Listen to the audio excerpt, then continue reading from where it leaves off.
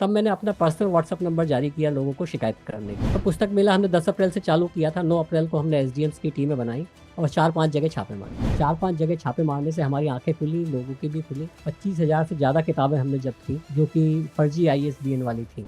ISBN number यदि सही है तो वो ये बताता है कि किताब जो है वो ऑथेंटिक है। और जब नंबर फर्जी आईएसबीएन का है तो एमआरपी भी जो है आप अपनी मर्जी से जो जी में आए वो आप उस पर डाल सकते हैं। आपके स्कूल के बैग का वजन 5 किलो होना चाहिए। मौके पे जब उसको नापा गया तो 10 किलो निकला। तो कहना चाहता हूँ पेरेंट्स को केवल 2 चीज़ों पे ध्यान रखना चाहिए। मुझे लगता है अगले सेशन से पहले हम सारी कार्रवाई कंप्लीट कर लेंगे। नमस्कार, आप देख रहे हैं बंसल न्यूज़ डिजिटल और मैं हूं सुनील शुक्ला।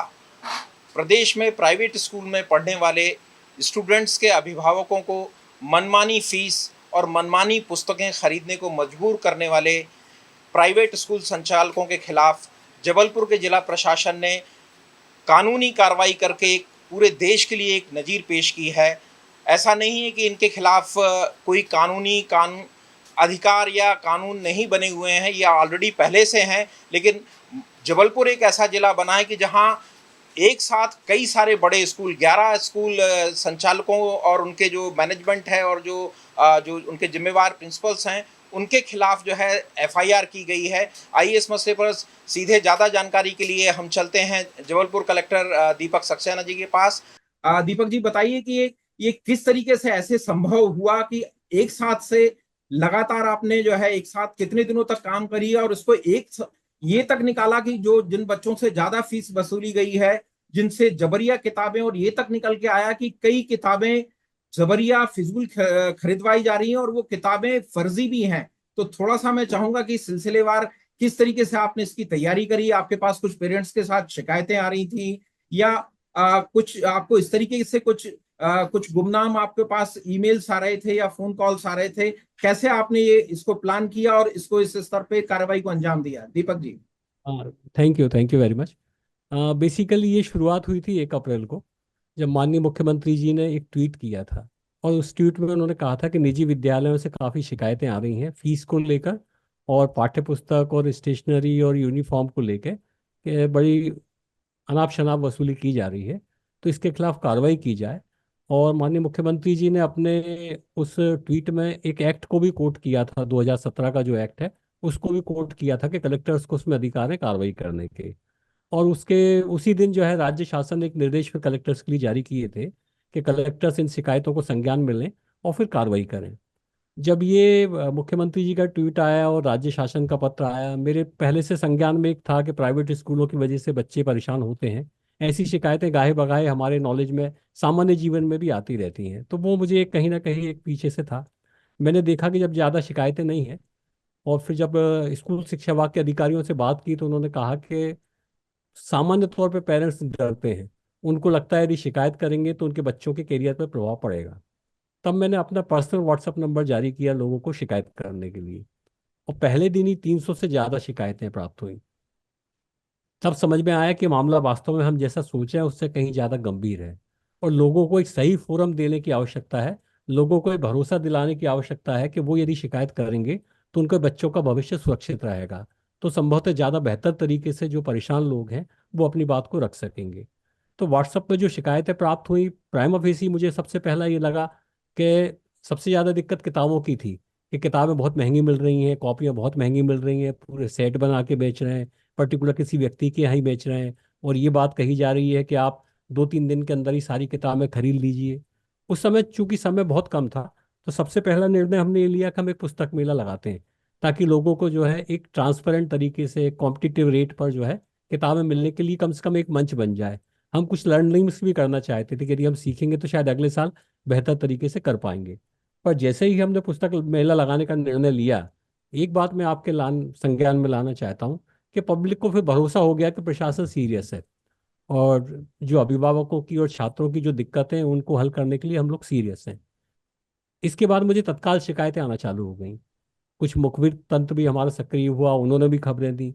जो फर्जी किताबों की जो बात है वो मुझे किसी गुप्त सूत्र से ही पता चली।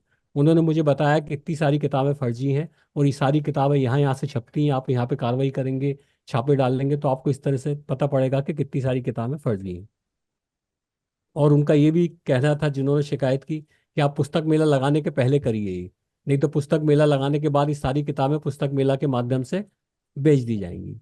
तो पुस्तक मेला हमने 10 अप्रैल से चालू किया था। 9 अप्रैल को हमने एसडीएम्स की टीमें बनाई और 4-5 जगह छापे मारे। 4-5 जगह छापे मारने से हमारी आंखें खुली, लोगों की भी खुली। 25,000 से ज़्यादा किताबें हमने जब्त की जो कि फर्जी आईएसबीएन वाली थी। और आप आश्चर्य करेंगे कि जितनी किताबों की लिस्ट हमको मिली थी, उस समय हमारी जांच में लगभग 96% किताबें फर्जी मिली थी।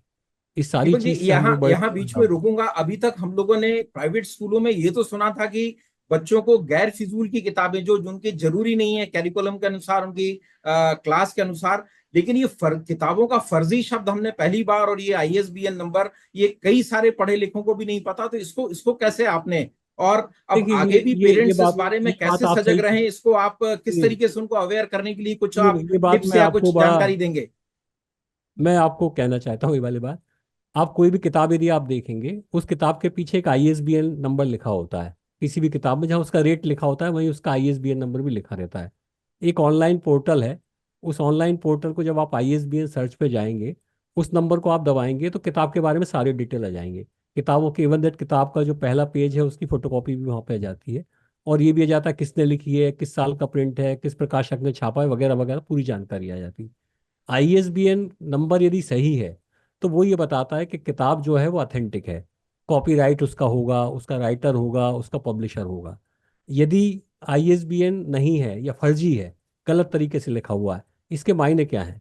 इसके मायने ये हैं कि वो जो किताब है, वो किताब आपको ओपन मार्केट में उपलब्ध नहीं मिलेगी। वो किताब केवल उसी व्यक्ति के पास उपलब्ध मिलेगी जिसने कि फर्जी आईएसबीएन नंबर उस पर डाल रखा है। और जब नंबर फर्जी आईएसबीएन का है तो एमआरपी भी जो है, आप अपनी मर्जी से जो जी में आए वो आप उस पर डाल सकते हो। वास्तव में इस तरह की किताबों की जो कॉस्ट है, वो केवल उनकी प्रिंटिंग कॉस्ट रहती है जो मुश्किल से 1 रुपये, 1.25 रुपये पर पेज होती है। उस पर एमआरपी यदि आप देखेंगे तो एमआरपी से यदि कैलकुलेशन करेंगे तो वो कभी 3 रुपये पर पेज है, कभी 4 रुपये पर पेज है। जैसा समझ में आ जाता है वैसे उसकी एमआरपी डाल दी जाती है। और इतना सारा पैसा जो है वो कमीशन के तौर पर जाता है। इसमें दो चीज़ें और मैं आपको बताना चाहूँगा। किताबों के माध्यम से कमीशन खोरी करने के लिए एक स्कूल के बैग में जो है जरूरत से ज़्यादा किताबें बढ़ाई जाती हैं। सरकार ने हर स्कूल बैग की एक लिमिट तय कर रखी है कि किसी क्लास का वजन 3 किलो है, किसी का 4 है, किसी का 5 है, किसी का 6 है। जब हमने इस बात की जांच की तो पता पड़ा कि जो किताबों स्कूल की जो किताबों का वजन है वो निर्धारित सीमा से दुगना है, मोटे तौर पर दुगना है। मतलब मसलन ये है कि यदि आपको 5 किलो की वजन की किताबें, सरकार ने कहा है कि आपके स्कूल के बैग का वजन 5 किलो होना चाहिए, मौके पे जब उसको नापा गया तो 10 किलो निकला। तो ये 5 किलो जो एक्स्ट्रा बढ़ाया है ये किताबों से बढ़ाया है। और इस 5 किलो की जो है कॉस्ट दी है लोगों ने। जब 11 स्कूलों के बारे में हमने जांच की तो 11 स्कूलों में कुल मिला के जो 445 किलो का वजन होता है जो शासन द्वारा निर्धारित है, और जब मौके पे इनकी किताबें हमने जांच करी तो वो 993 किलो की निकली। और 993 किलो में जो एक्स्ट्रा है, उस एक्स्ट्रा वजन की जो कॉस्ट है वो करीब करीब 4 करोड़ है, 3 करोड़ 98 लाख रुपए निकली। जब हमने एक एक किताब के साथ उसको निकाल के देखा, तब हमको समझ में आया कि केवल किताबों की कीमत से नहीं है, किताबों का वजन बढ़ा देना, मतलब जरूरत से ज़्यादा किताबें शामिल कर देना। फिर एक बहुत बड़ा नेक्सस जो हमको देखने को मिला वो ये था कि हर साल किताबें चेंज कर देते हैं। मतलब आप देखिए क्या है कि यदि जैसे आज आपने एक किताब चलाई, अगले साल भी यदि वही किताब चलेगी, उसके भी अगले साल वही किताब चलेगी, तो कमीशनबाजी 1 साल बाद खत्म हो जाएगी। क्योंकि किताब जो है आपको ओपन मार्केट में उपलब्ध हो जाएगी। तो आपको वो किताब यदि ओपन मार्केट में उपलब्ध हो जाएगी, आपकी कमीशन की संभावनाएं खत्म हो जाएंगी। तो आप हर साल जो है किताबें चेंज कर देते हैं। हमारे यहाँ जो जबलपुर जिले में हमने जांच की है पाठ्यक्रम की, एवरेज जो किताबों का चेंजिंग का रेशो है वो ये है, जैसे पिछले साल जब हमने जांच की है, 1900 किताबों में से 1200 से ज़्यादा किताबें नई लेके आई गई। तो आप किताब क्यों चेंज कर रहे हैं? पुरानी किताब में ऐसी क्या खामी थी जिसकी वजह से आपने उसको हटा दिया? नई किताब में ऐसी क्या खूबी है जिसकी वजह से आपने उस किताब को ले लिया? इन सारी चीज़ों के बारे में स्कूल मैनेजमेंट बिल्कुल निरुत्तर है। उनके पास कोई डॉक्यूमेंट नहीं है, कोई प्रोसीडिंग नहीं है कि उन्होंने टीचर से बात की हो, एक्सपर्ट से बात की हो, तो उन्होंने स्कूल की किताबों को सिलेक्ट किया हो।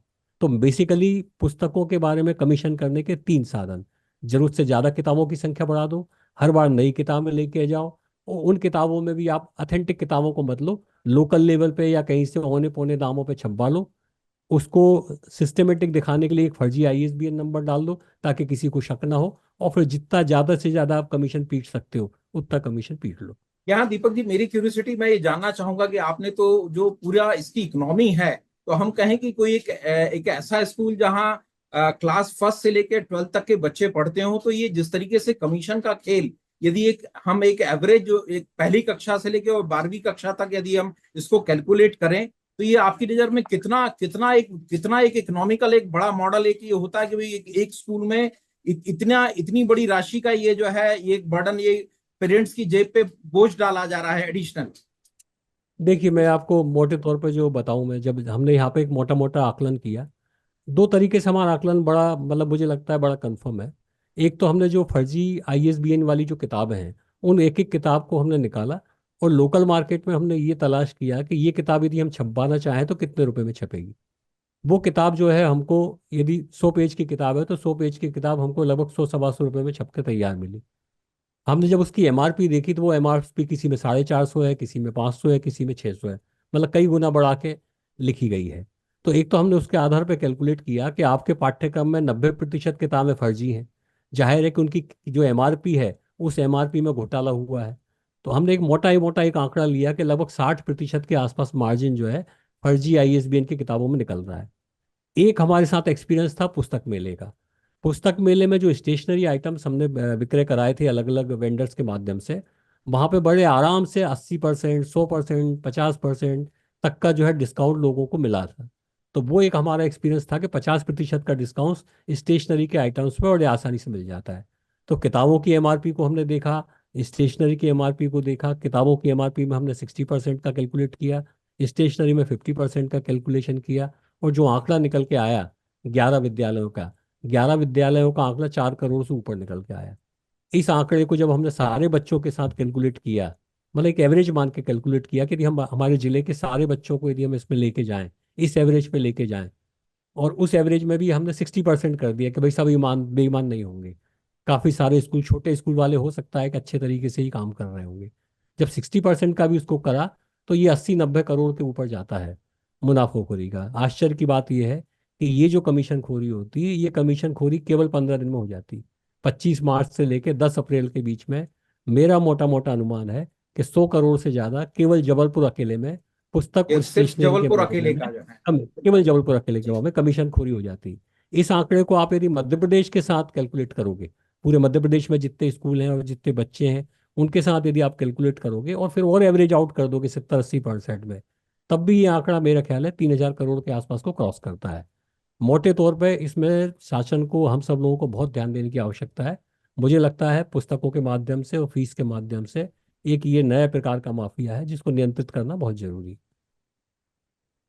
दीपक जी, ये तो आपने स्कूलों का बताया कि किस तरीके से फिजूल की बुकें और जो जो फर्जी किताबें हैं, किस तरीके से आपने इसको पूरा पर्दाफाश किया। इसके अलावा कुछ एक्सेसिव फीस वसूली का भी मामला जो है कुछ के खिलाफ इस मामले में भी ये किया गया है। तो जब मेरा ये देखिए मैं सवाल आता है कि जब ऑलरेडी एक कानून बना हुआ है और एक उसकी प्रक्रिया है कि हर जिले में एक जो एक जिला स्तरीय कमेटी होती है जिसका कि सचिव जो है उस जिले का जिला शिक्षा अधिकारी होता है, और उसका अध्यक्ष जो है उस जिले का कलेक्टर होता है, जैसे जबलपुर की जो समिति उसके होंगे। तो आखिर जब ये कानून बना हुआ है तो क्यों नहीं आखिर इनके खिलाफ कार्रवाई होती है? मैं आपको एक सुनिए जी, बड़ी अच्छी आपको बात बताऊं। मेरे यहाँ जिला शिक्षा अधिकारी का कार्यालय है। पूरे जिले में एक जिला शिक्षा अधिकारी है, उसके अंडर में 3 या 4 जो है वो सहायक संचालक हैं। और हमारे यहाँ 8 ब्लॉक हैं तो 8 उसके अंडर में बीओ है।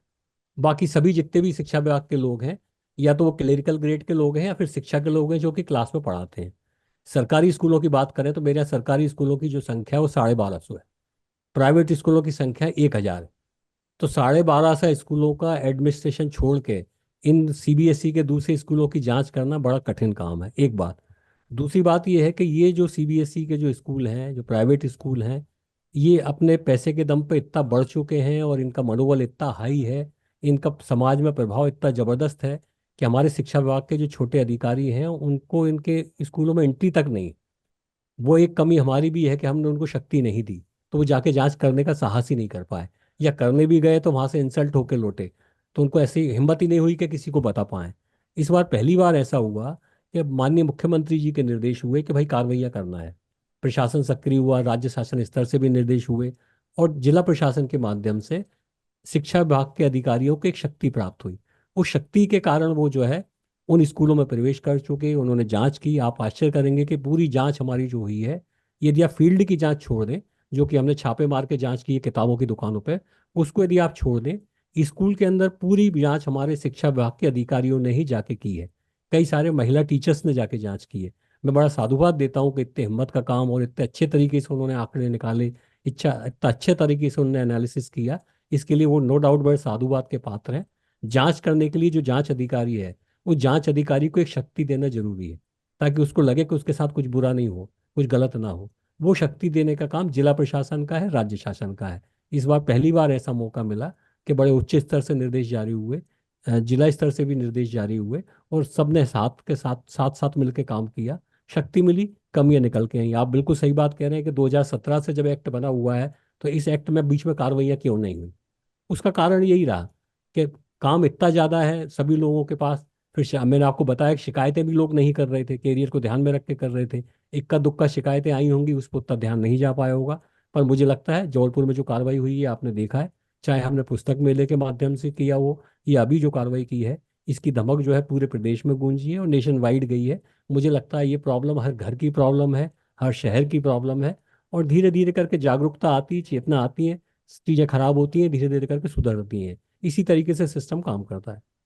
दीपक जी, ये आप खुद कह रहे हैं कि जैसे हम सब जानते हैं कि ये जो प्राइवेट स्कूल संचालकों की जो बड़ी ताकतवर लॉबी होती है, पैसे से भी, रसूख से भी और पॉलिटिकल भी, ये लोग काफी इन्फ्लुएंस्ड होते हैं। तो आपको इस सब कार्रवाई करने से पहले कहीं ऐसा तो नहीं कि कहीं से कुछ विशेष अनुमति लेनी पड़ी हो सरकार के स्तर पर, या वहां पे जो भी नहीं, देखिए, मैं जबलपुर के मैं जो आपको स्थानीय लोकल प्रतिनिधि जो विधायक या सांसद रहते हैं? क्योंकि कई आमतौर पर मैंने देखा कि जैसे मैं भोपाल की बात करूं तो यहाँ कई सारे पेरेंट्स आते हैं और उनको भी हम खबरें चलाते हैं, जिला प्रशासन के पास भेजते हैं, तो उतनी मुकम्मल कार्रवाई या उतनी वैसे नहीं होती जिस तरीके से जबलपुर के प्रशासन ने ये जो जिस तरीके का एक बड़ा कदम उठाया।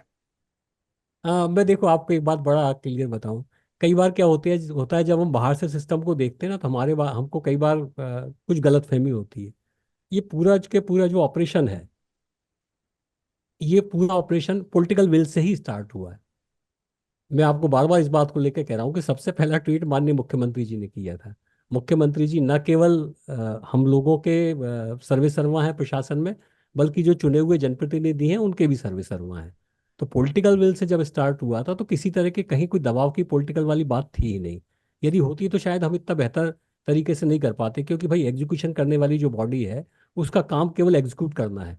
क्या करना है, किस प्रायोरिटी में करना है, ये निर्णय लेने का काम जो है पॉलिटिकल लीडर्स का है। वो निर्णय लेते हैं, उसके बाद कार्रवाइयाँ होती हैं। और केवल जबलपुर अकेले में नहीं हुई हैं, सभी जगह कार्रवाइयाँ हुई हैं। जबलपुर हम इस मामले में भाग्यशाली रहे हैं कि हमारा जो चुनाव है वो पहले चरण में निपट गया, 19 अप्रैल को निपट गया। तो अन्य जिलों की तुलना में हमको समय मिल गया। समय मिल गया तो हमने समय का फायदा उठाया, इस कारण हम कार्रवाई करने में आगे निकल गए। मुझे लगता है यदि आप इस तरह का तुलना करें कि बाकी कलेक्टर बाकी जिले के सो रहे थे और केवल कलेक्टर जबलपुर ने ही कार्रवाई पहले कर ली, वो थोड़ा सा उनकी जो व्यस्तता है उसके साथ थोड़ा सा अन्याय होगा। हमको इस बात को भी देखना चाहिए कि दूसरे जिले किसी दूसरे काम में व्यस्त हैं, और संभवतः समय मिलेगा, टाइम आएगा, तो मुझे लगता है वो भी उतनी ही बेहतर कार्रवाई कर पाएंगे जैसा जबलपुर कर रहा है। हो सकता है हमसे भी ज़्यादा बेहतर तरीके से कर पाएं, और कुछ लर्निंग्स उनसे भी हमको सीखने को मिले।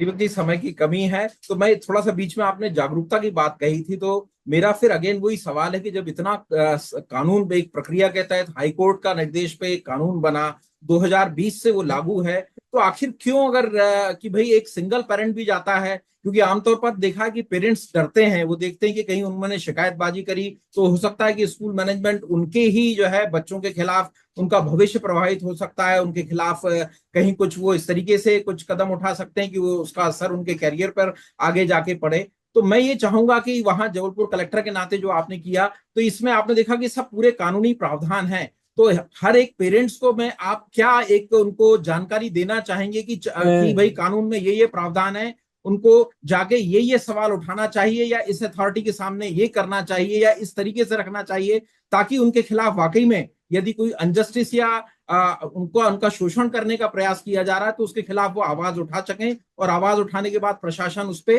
कुछ एक्शन भी ले। देखिए, जो 2017 का जो अधिनियम है, वो इतना बढ़िया अधिनियम है, इतने सरल शब्दों में लिखा गया है, इतने अच्छे तरीके से उसको ड्राफ्ट किया गया है। 9-10 पेज का वो है। आवाज आ रही? 9-10 बिल्कुल आ पेज रही का है। ही आप अधिनियम है, मैं लेकिन थोड़ा सा 9-10 पेज संक्षिप्त के में अधिनियम में। अगले हाँ, 5 मिनट में हमको ये सारा, मैं चाहता हूँ कि कम से मैं कम पेरेंट्स को जो है मैं एम्पावर करने मैं वाली बस बात, ये दो बहुत दो मिनट में इंपॉर्टेंट है। खत्म कर रहा हूँ जी। आपकी बात। मैं केवल आपको कहना चाहता हूँ, पेरेंट्स को केवल 2 चीज़ों पे ध्यान रखना चाहिए जो एक्ट के मुताबिक है। नंबर एक, फीस। फीस के बारे में लोगों से क्वेश्चन करना चाहिए कि क्या आपने ऑडिट रिपोर्ट पोर्टल पे अपलोड कर दी है। क्या आपने इस बात की जांच कर ली है कि आपका सरप्लस जो है वो 15% से कम है, जो आपकी एनुअल रिसिप्ट है उसकी तुलना में। क्या आपने 90 दिन के अंदर फीस वृद्धि की सूचना दे दी है, और यदि फीस वृद्धि की आपने सूचना दे दी है तो क्या राज्य सरकार से और कलेक्टर से आपको अनुमति प्राप्त हो गई है। यदि 4 चीज़ें यदि रिकॉर्ड पे हैं जिनका जवाब नहीं है, तो फिर आप फीस वृद्धि नहीं कर सकते। किताबों के बारे में आपको पूछना चाहिए कि क्या आपने 6 महीने पहले किताबों की लिस्ट जो है पब्लिश कर दी है। क्या आपने पेरेंट्स को ये बता दिया है कि सारी किताबें ओपन मार्केट से खरीदी जा सकती हैं। क्या आपने इस आशय का वचन पत्र, इस आशय का एक शपथ पत्र सबमिट कर दिया है कि हमने किताबों की लिस्ट सार्वजनिक कर दी है और पेरेंट्स को बता दिया है कि ओपन मार्केट में किताबें मिल जाएंगी। बस ये 4 और 3 7 बातें हैं। 7 बातों को यदि पेरेंट्स और बच्चे यदि गांठ बांध लें और यदि क्वेश्चन करना सीख जाएं, अपने हक के लिए बात करना सीख जाएं, तो मुझे लगता है ये पूरा के पूरा जो दुष्चक्र क्रिएट हुआ है, 1 साल भी नहीं लगेगा और खत्म हो जाएगा। दीपक जी, एक आखिरी सवाल। ये जब कल कार्रवाई हुई और ये जब सामने आया, तो जो स्कूल मैनेजमेंट वाला पक्ष है, उनकी भी कुछ लोगों से बात हुई, तो उनका कहना था कि साहब, जबलपुर जिला प्रशासन ने हमारे साथ कुछ जल्दबाजी में कार्रवाई कर दी और जरूरत से ज्यादा सख्त कार्रवाई कर दी है। ये उनको यदि पहले से कुछ इस बारे में आगाह किया जाता है, ये किया जाता, तो इस तरीके के उनका कहना था कि साहब ज्यादा सख्त कार्रवाई हो गई। नहीं, एक्चुअली क्या इस है, मसले उन्होंने पे मेरी क्या बातों को कहेंगे आप? गंभीर, मैं ये कहूंगा कि उन्होंने मेरी बातों को गंभीरता से नहीं लिया। मैं शुरू से इस बात को लेकर कहता रहा कि हम चाहते हैं कि आप सबक लें, आपकी गलतियों को आप सुधारें। आपकी जानकारी के लिए बता दूं मैं कि पूरे के पूरे 11 स्कूल जिनके खिलाफ हमने कार्रवाई की है, इनकी मैंने खुद ने खुली सुनवाई की थी। उस खुली सुनवाई में जो प्रेजेंटेशन मैंने कल पत्रकार वार्ता में दिखाया था, वही चार्ट मैंने इनको दिखाया था कि आपने ये गलतियां की हैं, आपने इतनी सारी फीस गलत तरीके से की है। और उस समय मैंने ये कहा था कि मैं आपसे हाथ जोड़ कर रिक्वेस्ट करता हूँ कि इस फीस को आप वापस कर दीजिए लोगों को। पर चूंकि, और मैंने ये भी चेतावनी दी कि यदि आप नहीं वापस करेंगे तो संभवतः हमको कार्रवाई करना पड़ेगी और हो सकता है हम कोई दंडिक कार्रवाई भी करें। मुझे एक लगता एक है दीपक उन्होंने जी, मेरी एक बात को अंतिम शायद सवाल। गंभीरता से नहीं। सॉरी, आपको बीच में इंटरप्ट कर रहा हूँ। एक अंतिम नहीं, कोई नहीं। सवाल मेरा था कि ये देखने में आया कि जब कभी भी बीच में, हालांकि जबलपुर जिला प्रशासन ने तो एक बड़ी कार्रवाई की है काफी व्यापक स्तर पर, लेकिन हमने देखा कि आमतौर पर जब भी जिलों में ये होता है, तो जब सेशन शुरू हो जाता है उसके बाद इस तरीके की कार्रवाई आती है। जब पेरेंट्स बुक खरीदने जाते हैं, यूनिफॉर्म खरीदने जाते हैं या फीस की, तो ये क्या कुछ ऐसा नहीं हो सकता कि भाई, कि ये जब सेशन शुरू होने वाला उसके पहले ही पेरेंट्स को इस बारे में एक जानकारी आ जाए? जिस तरीके का हेल्पलाइन की पहल आपके जबलपुर में जिला प्रशासन ने की, उस तरीके की पहल ये पूरे प्रदेश के हर जिले में हो। आप मेरे नजरिए से यदि आप इसको देखोगे तो ये अगले सेशन की तैयारी है। आप इसको पिछले सेशन के साथ जोड़ रहे हो, मैं इसको अगले जो आने वाला सेशन है उसकी तैयारी के साथ जोड़ रहा हूँ। जब भी आप सुधार की शुरुआत करें, तभी से बेहतर होता है। मुझे लगता है अगले सेशन के पहले हम सारी कार्रवाइयाँ कंप्लीट कर लेंगे, जनता को भी जागरूक कर देंगे, व्यवस्थाएं जुटाने के लिए एक माहौल भी क्रिएट कर देंगे, और जो पहले शिकायतें आती रही हैं मुझे लगता है उन पर विराम लगेगा। दीपक जी, बहुत बहुत धन्यवाद। आपने इस सबसे महत्वपूर्ण विषय पर, जो कि एक तरीके से कहा जाए कि हर पेरेंट्स की जो अपने बच्चों को ठीक से पढ़ाना चाहता है, उनका करियर बनाना चाहता है, ये उनकी सबसे बड़ी दुखती रग है। स्कूल की फीस और यूनिफॉर्म और किताबों के नाम पर उन पे जबरिया जिस तरीके से बोझ लादा जाता है, इस मामले में आपने बहुत महत्वपूर्ण जानकारी दी। और आपने ये भी बताया कि किस तरीके से पेरेंट्स, जो ये कानून बना हुआ है उसमें जागरूकता, खुद उसके बारे में अवेयर रह के और किस तरीके से आवाज़ उठा सकते हैं। बंसल न्यूज़ डिजिटल से बात करने के लिए बहुत बहुत धन्यवाद। यदि आप ये वीडियो YouTube पर देख रहे हैं तो हमारे चैनल को सब्सक्राइब करें और बेल आइकन को दबाना ना भूलें। अगर आप Facebook पर ये वीडियो देख रहे हैं तो हमारे पेज को लाइक करें। आप हमारे WhatsApp चैनल बंसल न्यूज को फॉलो कर हर दिन लाइव अपडेट्स भी पा सकते हैं।